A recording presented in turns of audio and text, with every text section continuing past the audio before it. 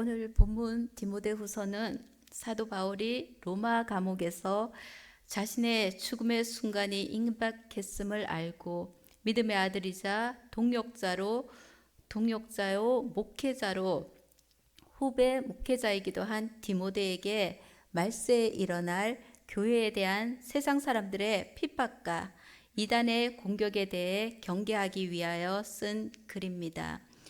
바울은 이런 핍박이 몰려올 때 디모데가 이를 담대함과 인내로 잘 대처하여 목회자로서의 사명을 감당할 수 있도록 교훈하고 격려하기 위해 기록한 목회 서신이 바로 디모데후서입니다. 본문 3절을 보면 바울은 로마 감옥에서 밤낮으로 기도했는데 그때마다 디모데를 생각하고 그를 위해 기도하며 감사했다고 합니다. 바울이 감옥에 갇힌 암울한 상황 속에서도 디모데로 인해 감사한 이유는 첫째는 디모데의 눈물을 생각했기 때문입니다. 3차 전도 여행 후 바울은 예루살렘으로 가기 전 밀레도에서 에베소 장로들을 초대하여 고별 설교를 한 적이 있습니다. 그때 바울과 에베소 장로들은 그들의 만남이 마지막인 것을 직감하여 헤어질 때 목을 안고 입을 맞추며 크게 운 적이 있습니다. 아마 그때 디모데가 흘렸던 눈물을 바울은 생각했던 것 같습니다. 그래서 바울은 모든 동역자들이 떠난 상황에서 자신을 지극히 사랑하고 따랐던 디모데를 만나서 큰 기쁨을 얻고자 했습니다. 그리고 바울이 디모데를 만나고자 했던 또 다른 이유는 바로 디모데의 거짓 없는 믿음을 생각했기 때문입니다. 저는 오늘 어린이날을 맞아 바울에게 기쁨을 준 이 디모데의 거짓 없는 믿음이 어디로부터 온 것인지 오늘 본문을 통해 살펴보고자 합니다. 5절을 보면 디모데의 거짓 없는 믿음은 먼저 외조모 로이스에게 있었습니다. 그리고 그 거짓 없는 믿음은 신앙의 다음 바통을 이어받은 어머니 유니기의 속에 있었고 또 그 거짓 없는 믿음이 바로 오늘 본문의 주인공이요 유니기의 신앙의 계승자인 디모데에게 그대로 이어진 것입니다. 디모데의 외할머니와 어머니는 유대인으로서 그들이 본래 가졌던 신앙은 유대교 신앙이었습니다. 그들의 신앙이 비록 유대교적 신앙이긴 했지만 하나님께 대한 믿음만큼은 진실하였고 바로 그런 진실한 믿음이 디모데에게 그대로 전수된 것입니다. 이런 거짓 없는 진실한 믿음을 전수받은 디모데를 향해 성경은 이렇게 말하고 있습니다. 사도행전 16장 2절입니다. 디모데는 루스드라와 이고니온에 있는 형제들에게 칭찬받는 자니. 루스드라와 이고니온은 30km나 떨어진 지역입니다. 그런데도 이 두 곳 모두에서 칭찬을 받은 것으로 보아 디모데를 아는 모든 사람들은 아마 디모데를 칭찬했던 것 같습니다. 디모데가 칭찬을 받은 저변에는 바로 그의 거짓 없는 믿음이 뒷받침되었습니다. 거짓 없는 믿음이란 예수 그리스도의 십자가의 죽음과 부활 그리고 예수 그리스도가 바로 믿음의 대상이 되심을 고백하는 진실된 믿음과 더불어 그리스도의 말씀을 쫓아 행하는 삶을 말합니다. 왜 거짓 없는 믿음을 가져야 하면요. 거짓 없는 믿음은 먼저 자신을 구원의 길로 인도합니다. 다음으로 거짓 없는 믿음은 나뿐만 아니라 그 믿음을 통해서 다른 사람들에게도 유익을 줍니다. 오늘 디모데후서의 저자 바울도 감옥에 갇히고 동역자들에게 배신을 당하는 아픔 속에서 디모데의 거짓 없는 믿음으로 인해 기쁨을 누렸습니다. 믿음이란 눈에 보이는 것이 아닙니다. 그러다 보니 바리새인과 같은 거짓 믿음도 있었던 것입니다. 바리새인은 하나님을 두려워하기보단 사람의 눈만 의식하였기 때문에 예수님께 독사의 자식이란 소리와 더불어 회칠한 무덤 같다는 소리를 들었습니다.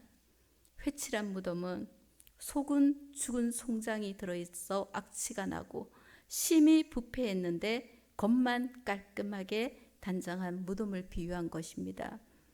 실제 바리새인은 속에는 온갖 거짓과 탐욕, 이기심과 허영심으로 가득했지만 사람들 앞에서는 일주일에 2번 금식도 하고 날마다 거리에 서서 큰 소리로 기도하는 등 대단히 거룩한 흉내를 냈습니다. 그래서 외식하는 이들의 믿음은 거짓 믿음입니다. 이런 거짓 믿음은 입술로는 하나님을 찬양하나 마음은 하나님에게서 멉니다. 그렇기에 거짓 없는 믿음으로는 구원을 이룰 수 없습니다. 또 거짓 믿음은 타인에게 기쁨을 주기보다는 타인에게 짐만 지우고 부담감만 줍니다. 왜냐하면 거짓 믿음은 진리의 말씀에 뿌리를 두지 않았기에 생명을 살리기보다는 종교의 전통과 간습에만 매여 책임만 지웁니다. 이 가정의 달 5월을 맞아 신앙을 가진 성도 여러분, 여러분은 어떤 믿음을 소유하고 있습니까? 또 사랑하는 자녀에게는 어떤 믿음을 물려주고 싶은지 생각해 보시는 시간이 되었으면 좋겠습니다. 이번에 디모데의 가정과 상반된 가정 속에 또 한 가정을 소개하려 합니다. 바로 제사장 엘리의 가정입니다. 제사장 엘리에게는 홈리와 비느하스라는 2명의 아들이 있었습니다. 그들은 사무엘의 어머니 한나가 자녀가 없어 여호와의 성전에 올라가 기도할 때 그곳에서 제사장으로 섬기고 있었습니다. 그런데 성경은 제사장인 홈리와 비느하스에 대해 이렇게 말하고 있습니다. 사무엘상 2장 12절입니다. 엘리의 아들들은 행실이 나빠 여호와를 알지 못하더라.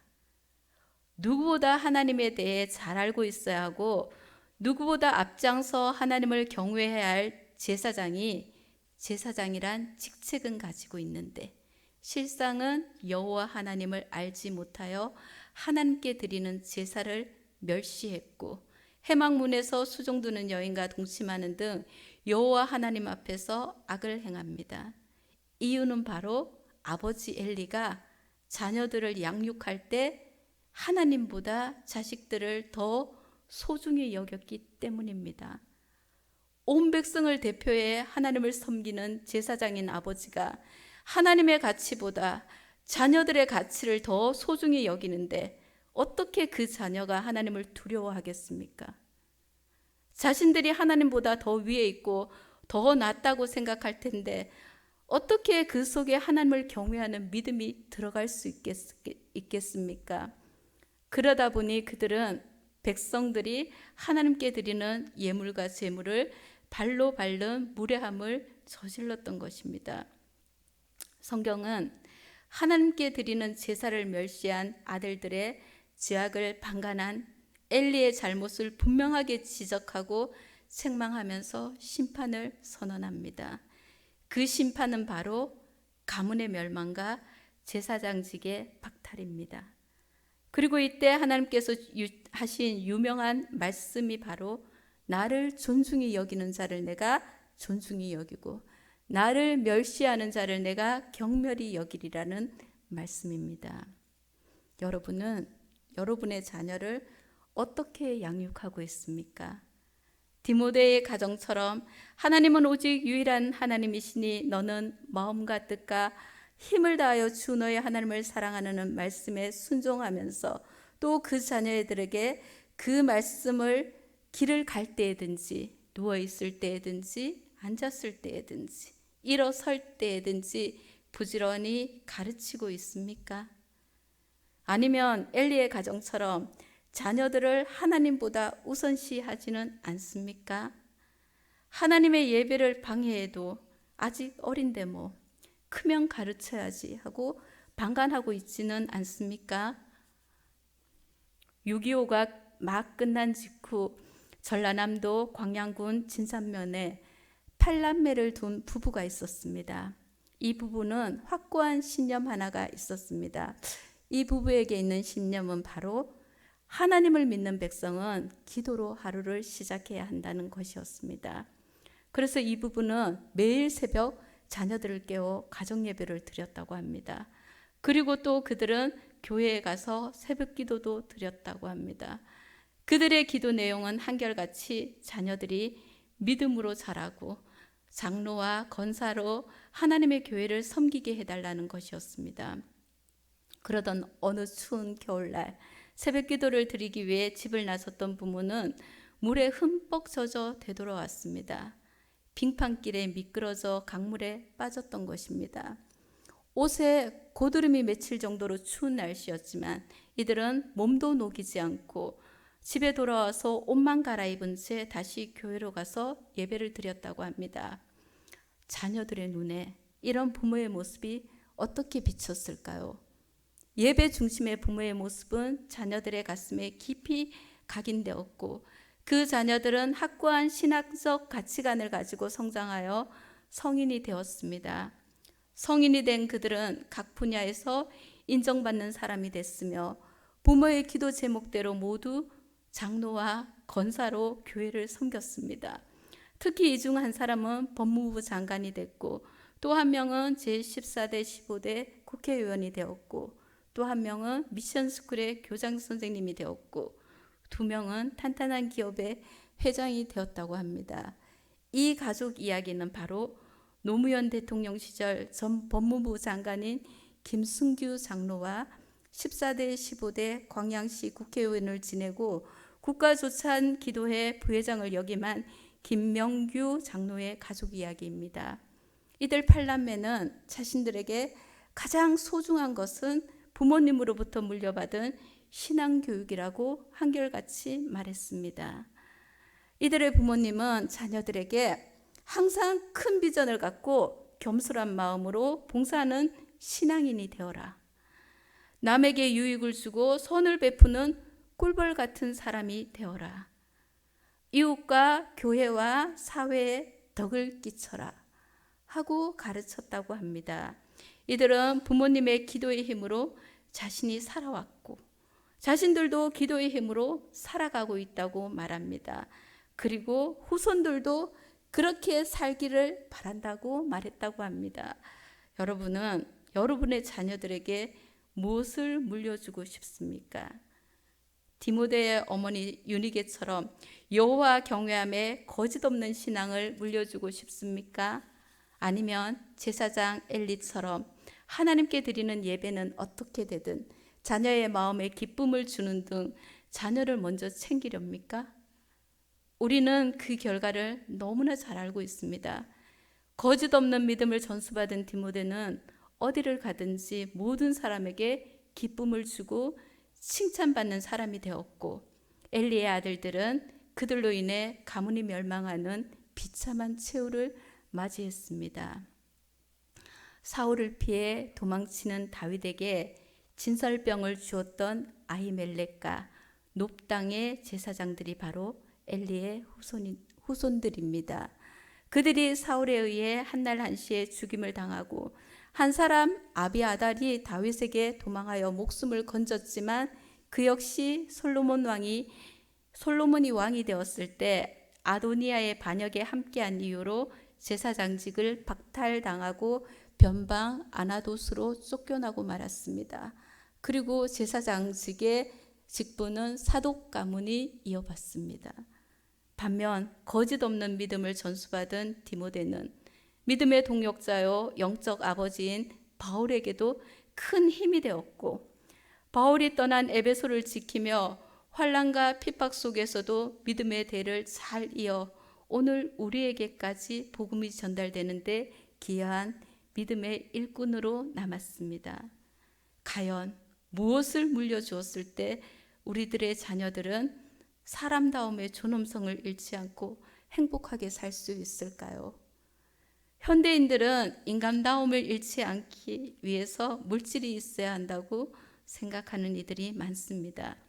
그래서 자녀들에게 재물을 물려주려 애를 쓰는 부모들이 있습니다. 과연 재물이 우리 자녀들에게 가장 값진 유산이라고 할 수 있을까요? 신앙과 행위에 있어서 절대 규진인 성경은 부모가 자녀에게 물려줘야 할 것으로 재물을 말하고 있지 않습니다. 성경은 바로 하나님을 경외하는 신앙, 즉 하나님의 말씀대로 살려고 하는 의지와 노력을 물려줄 것을 말하고 있습니다. 이것이 바로 거짓 없는 믿음입니다.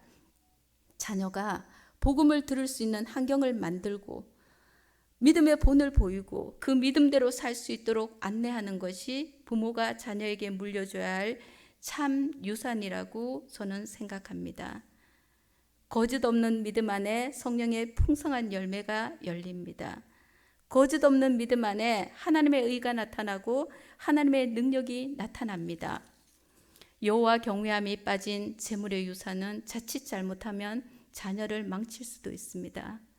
재물은 우리가 살아가는 데 있어 많은 힘이 되고 선한 일을 행할 수 있는 능력이 되기도 하지만, 그리고 또한 재물은 우리 삶의 편리함도 줍니다. 그럴지라도 여호와 경외함이 빠진 재물은 아무 소용이 없습니다. 여호와 경외함이 빠진 재물을 물려받은 많은 제사는 자녀를 오히려 방탕의 길로 몰아갈 수도 있습니다. 외할머니 로이스를 비롯하여 3대를 거쳐 디모데가 물려받은 거짓 없는 믿음은 재물과는 비교도 할 수 없는 값진 유산입니다.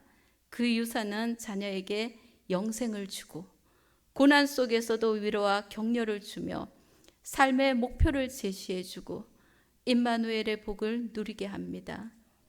하늘의 영광을 누리게 해줄 거짓 없는 믿음이야말로 우리 그리스도인들이 남겨야 할 유산이라고 저는 생각합니다. 참 믿음의 유산은 주고 또 주어도 자녀에게 유익만을 줍니다. 따라서 우리는 사랑하는 자녀를 위해 어떻게 신앙의 유산을 남길 것인지를 고민하고 실천하는 일에 최선을 다해야 할 것입니다. 가정은 작은 교회로서 하나님에 대한 신앙을 공유하고 후손들에게 전달해주는 교육의 장으로 하나님께서 세우셨습니다. 2000년 전 루스드라의 디모데의 가정은 누구보다 하나님의 뜻대로 가정을 신앙교육의 장으로 잘 활용했습니다. 신앙이란 일주일에 단 하루, 서너 시간 말씀을 듣는 것으로 자라는 것이 아닙니다. 주님을 만나기 위해 묵상하고 기도하고 예배를 드리고 성경을 읽는 것이 생활 속에서 습관화되지 않으면 결코 신앙은 성장할 수 없습니다. 또 인생에서 각 개인이 만나는 현실적인 문제들이 있습니다. 그 문제에 직면했을 때 실제적인 성경의 교훈을 가지고 그것을 가르치지 않으면 신앙의 성숙은 이루어지기 힘듭니다. 내 삶에서 하나님을 만난 경험이 얼마나 되느냐에 따라 나의 신앙의 깊이도 달라집니다. 때문에 이 모든 것을 충족할 수 있는 가정이야말로 신앙교육의 가장 핵심이요 기본이 되는 교육의 장이라 할 수 있습니다. 그러므로 성도 여러분, 우리의 가정도 디모데의 가정처럼 신앙교육이 이루어지는 장으로 만들지 않으렵니까? 그래서 자녀가 더 단단한 신앙을 가질 수 있도록 돕지 않으렵니까? 이것은 우리가 간과할 수 없는 하나님의 뜻입니다.